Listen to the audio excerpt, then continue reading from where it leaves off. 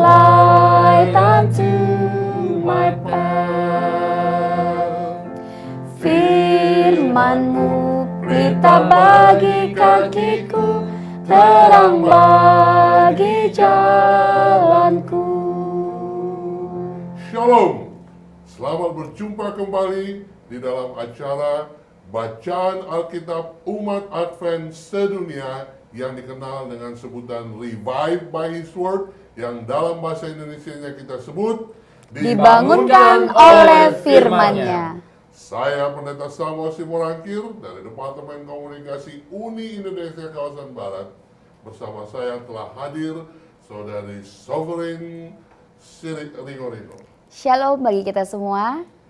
Beliau akan membaca ayat Alkitab dan yang akan merangkumkan dan aplikasinya adalah Saudara Winston Sianipar. Shalom semua. Puji Tuhan. Sangat baik, dan bila mana kita mengundang Roh Kudus sebelum membaca firman Tuhan. Kembali kami undang Saudari Sovereign untuk pimpin kita dalam doa. Kita kembali berdoa. Tuhan Allah Bapa kami yang berada dalam kerajaan surga, kembali saat ini kami melanjutkan akan bacaan firman Tuhan. Bapa, kami rindu sekali untuk boleh belajar daripada kehidupan Ayub. Kami rindu sekali untuk dapat beroleh ketabahan sebagaimana Ayub menjadi seorang yang tabah dalam menghadapi segala perkara pada waktu dia hidup di dunia ini. Untuk itu Bapa, pada saat kami bersama dengan keluarga kami membacakan firman Tuhan, kami rindu akan kuasa Roh Kudus-Mu boleh menaungi hati dan pikiran kami, sehingga pikiran kami dapat hanya tertuju kepada Engkau saja.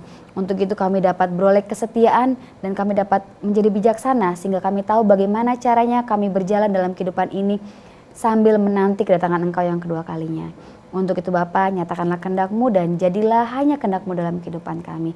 Inilah doa dan permohonan kami alaskan hanya dalam nama anak-Mu Yesus Kristus, Tuhan dan Juru Selamat kami. Amin. Pemirsa, jangan lupa program Bacaan Alkitab ini berbeda dengan program Follow the Bible. Bacaan ini menganjurkan kita satu pasal satu hari dibaca, dipelajari, dan didiskusikan bersama keluarga. Saat ini kita akan membaca, belajar Ayub pasal 13. Ayub membela perkaranya di hadapan Allah. Sesungguhnya semuanya itu telah dilihat mataku, didengar dan dipahami oleh telingaku. Apa yang kamu tahu, aku juga tahu. Aku tidak kalah dengan kamu, tetapi aku hendak berbicara dengan Yang Maha Kuasa. Aku ingin membela perkaraku di hadapan Allah. Sebaliknya, kamulah orang yang menutupi dusta, tabib palsulah kamu sekalian. Sekiranya kamu menutup mulut, itu akan dianggap kebijaksanaan daripadamu. Dengarkanlah pembelaanku dan perhatikanlah bantahan bibirku. Sudikah kamu berbohong untuk Allah? Sudikah kamu mengucapkan dusta untuk Dia? Apakah kamu mau memihak Allah, berbantah untuk membela Dia? Apakah baik kalau Ia memeriksa kamu? Dapatkah kamu menipu Dia seperti menipu manusia? Kamu akan dihukumnya dengan keras jikalau kamu diam-diam memihak. Apakah kebesarannya tidak akan mengejutkan kamu dan ketakutan kepadanya menimpa kamu? Dalil-dalilmu adalah amsal debu dan perisaimu perisai tanah liat. Diam, aku hendak bicara. Apapun yang akan terjadi atas diriku. Dagingku akan kuambil dengan gigiku dan nyawaku akan kutatang dalam genggamku. Lihatlah, ia hendak membunuh aku, tak ada harapan bagiku. Namun aku hendak membela perilakuku di hadapannya. Itulah yang menyelamatkan aku. Tetapi orang fasik tidak akan menghadap kepadanya. Dengarkanlah baik-baik perkataanku, perhatikanlah keteranganku. Ketahuilah, aku menyiapkan perkaraku. Aku yakin bahwa aku benar. Siapa mau bersengketa dengan aku? Pada saat itu juga aku mau berdiam diri dan binasa.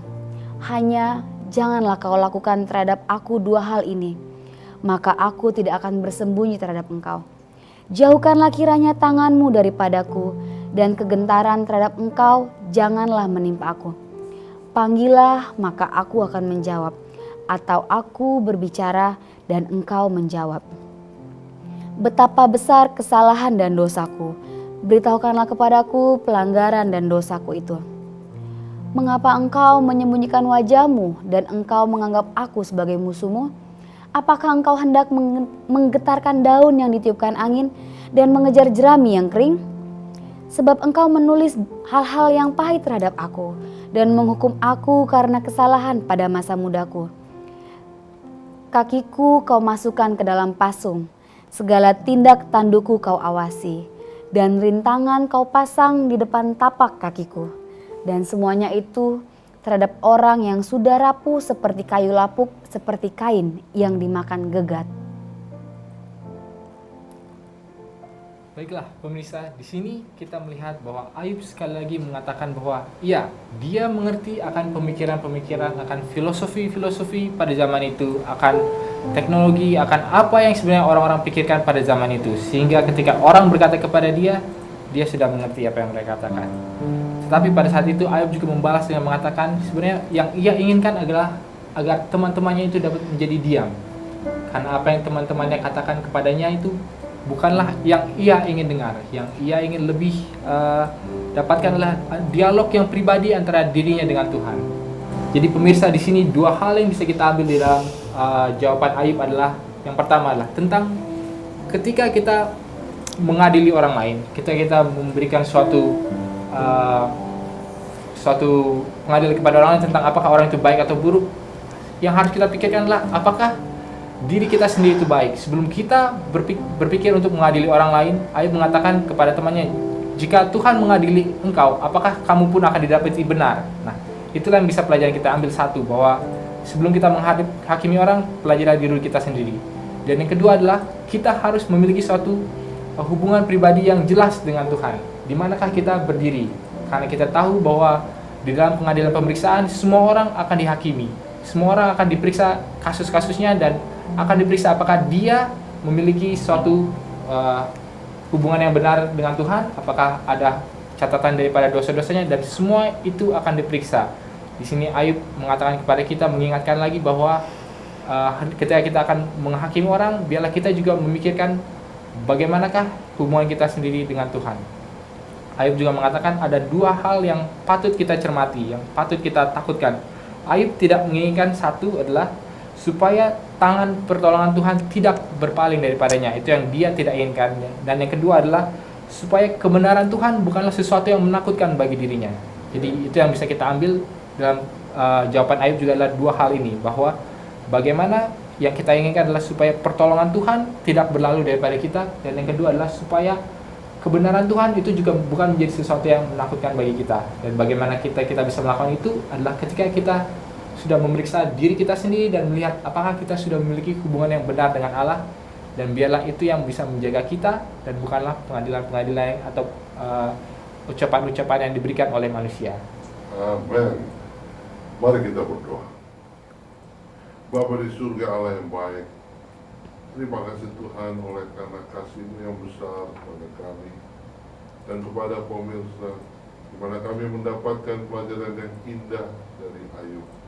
Bagaimana cara dia mengatasi akan masalah yang sedang dia hadapi, dan cara dia menghadapi masalah tuduhan dari teman-temannya, menyatakan bahwa penderitaan yang dialami oleh karena akibat kesalahannya. Bapa, berkati pemirsa, berkati kami semua ya Tuhan. Bila mana kami sedang menghadapi segala sesuatu, ataupun teman-teman kami sedang menghadapi masalah, tolong kami Tuhan agar pertama kali yang kami evaluasi adalah diri kami sendiri dan tidak menyalahkan orang lain. Apakah kami memang sudah hidup benar dan memiliki hubungan yang baik bersama dengan Tuhan. Bapa, kami juga bersyukur karena Ayub hanya benar-benar menantikan kebenaran dari Tuhan, keadilan dari Tuhan. Berkati ya Tuhan pemirsa yang menyaksikan program ini. Bila mana ada masalah yang sedang terjadi, biarlah Roh Kudus-Mu memeteraikan akan kebenaran yang telah disampaikan melalui siaran ini. Dan dengan bijak, seluruh pemirsa boleh lebih percaya kepada Tuhan.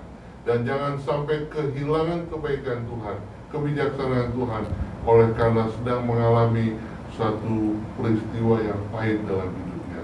dan memiliki satu keyakinan Allah kita itu adalah Allah yang baik dan Allah yang tidak pernah meninggalkan kita dan tidak akan pernah mengizinkan persoalan, masalah, penderitaan terjadi melebihi daripada kemampuan kita. Terima kasih Tuhan untuk pekabaran yang indah pada hari ini. Diberkatilah seluruh pemirsa bersama keluarga dan pekerjaan. Dalam nama Yesus kami berdoa. Amin.